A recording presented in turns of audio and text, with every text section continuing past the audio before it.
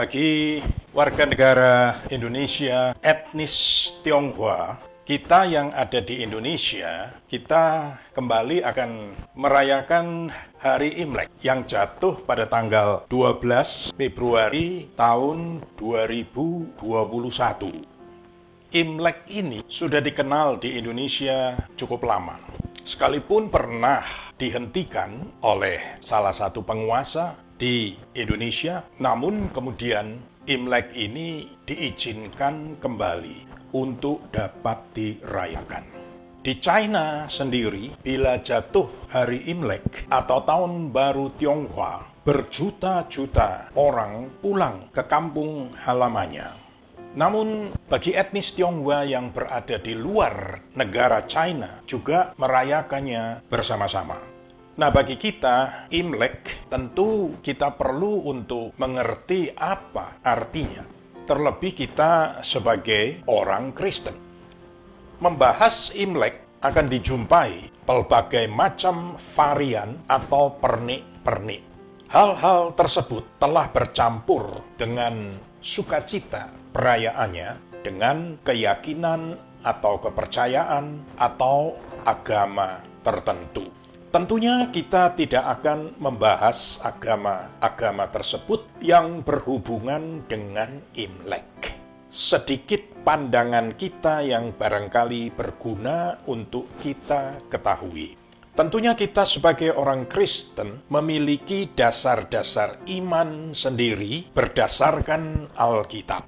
Dalam hal ini, kita tidak akan mempertentangkan kekristenan kita dengan agama non-Kristen atau bukan Kristen. Namun kita akan mengambil beberapa hikmah positif sesuai iman Kristen kita. Selanjutnya berkaitan dengan Imlek, mari kita mengenal sedikit latar belakang tentang Imlek tersebut. Kita ambil sedikit latar belakang itu dari kisah kuno atau sudah ribuan tahun lalu dalam cerita-cerita rakyat Tiongkok. Dalam cerita kuno tersebut, ketika musim dingin tiba di China atau Tiongkok, banyak wilayah yang tertutup oleh salju.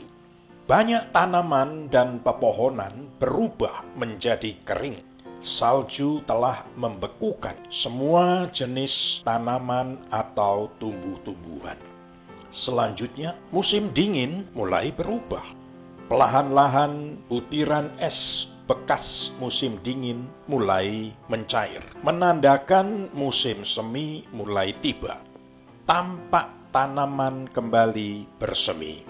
Tibanya musim semi berarti musim tanam segera dimulai. Berarti juga penuaian akan dapat dihasilkan. Tanam dan tentunya tuai. Musim tanam yang disertai penuaian membawa sukacita tersendiri. Dimulainya musim tanam atau musim semi merupakan pembaruan. Karena dari kondisi yang seolah-olah mati berubah menjadi hidup kembali.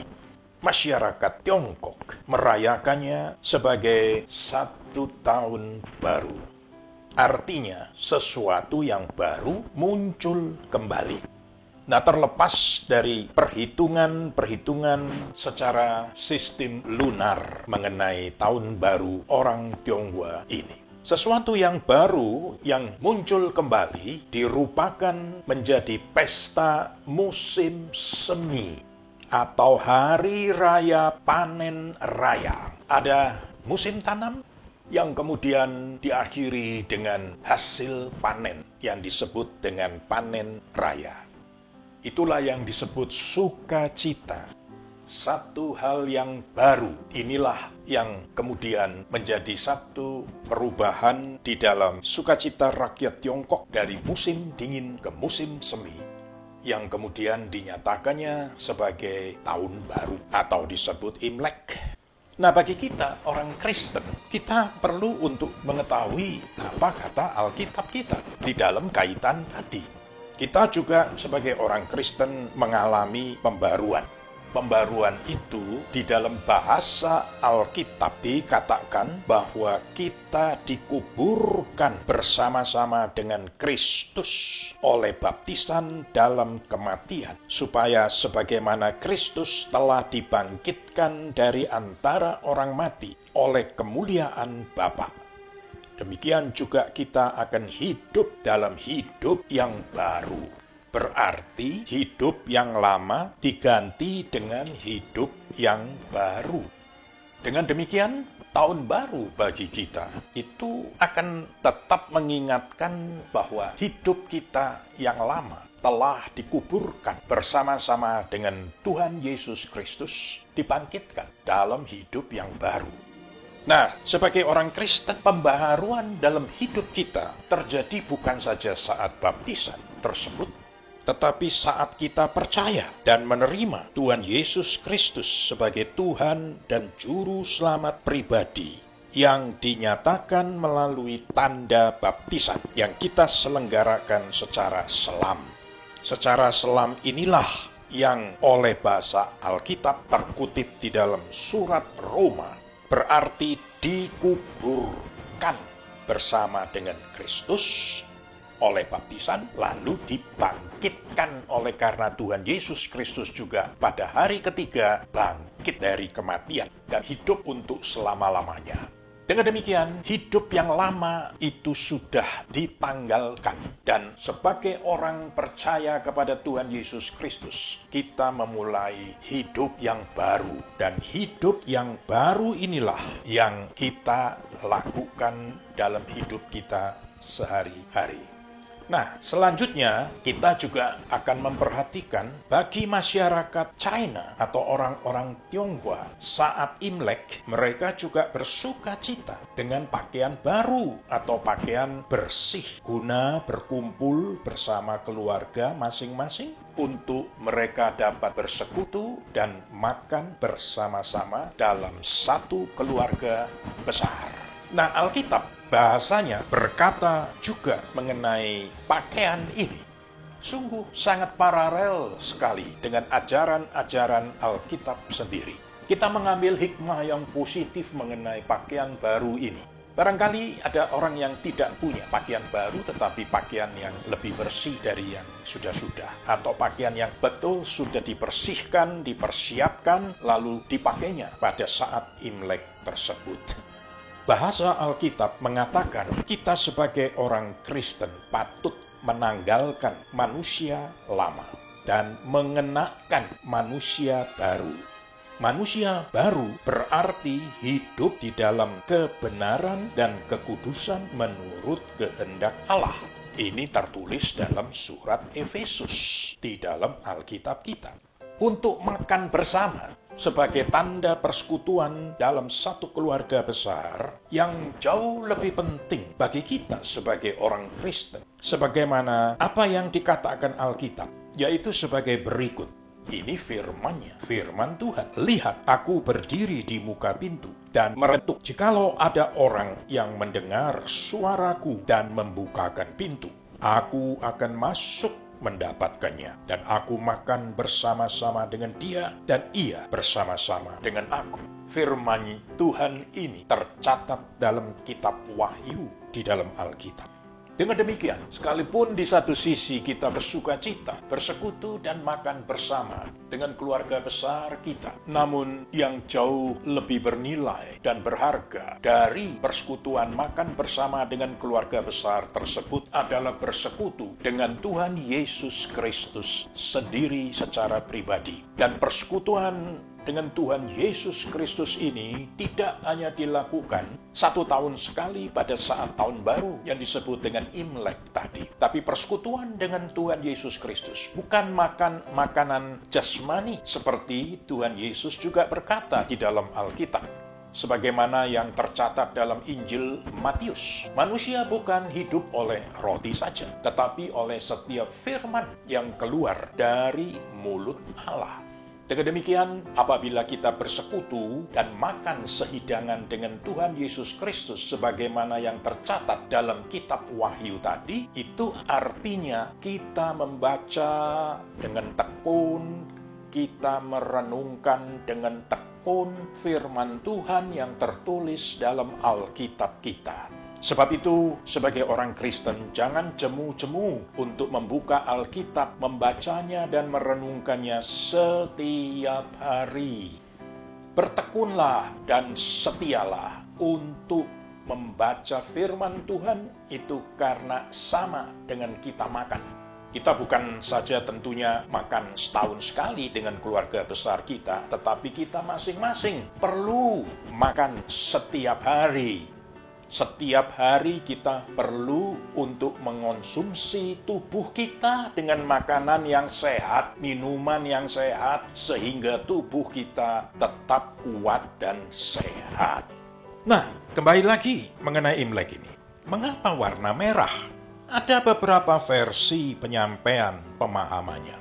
Salah satu adalah sebagai berikut. Ini cerita dari cerita-cerita rakyat di masa kuno, rakyat Tiongkok. Suatu makhluk aneh seperti monster, kalau kita bahasakan istilah sekarang, yang amat menakutkan setiap malam muncul di desa-desa tempat rakyat Tiongkok itu tinggal. Monster atau makhluk aneh ini selalu menghancurkan dengan memakan panen tanaman. Entah padi, entah jagung, entah umbi-umbian, dan seterusnya. Bukan saja makan panen tanaman tersebut, tetapi juga makan ternak peliharaan masyarakat, seperti domba, kambing, dan seterusnya.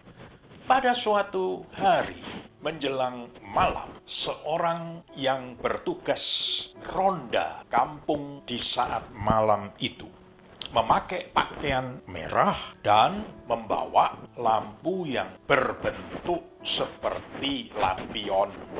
Jadi bulat lampu itu, karena waktu malam tidak membawa lilin tetapi ada seperti nyala api dibungkus dengan satu tempat. Tempat ini menyinarkan warna merah. Jadi pakaian merah, lampunya juga yang dibungkus dengan bungkusan itu memantulkan sinar merah, yang tanpa disengaja si tukang ronda tadi tiba-tiba didatangi oleh makhluk aneh atau monster tadi yang merusak panen tanaman maupun ternak yang ada. Ketika monster atau makhluk aneh tadi melihat si tukang ronda, makhluk aneh atau monster tadi lari sekencang-kencangnya meninggalkan tempat tersebut. Ini sungguh sangat aneh. Nah, dari peristiwa tersebut, tukang ronda ini esok harinya mengisahkan cerita yang sungguh sangat aneh tersebut. Dari situ, lalu mulai setiap malam di depan rumah rakyat Tiongkok di desa-desa tersebut, mulai dipasang lampu yang berbentuk seperti lampion berwarna merah.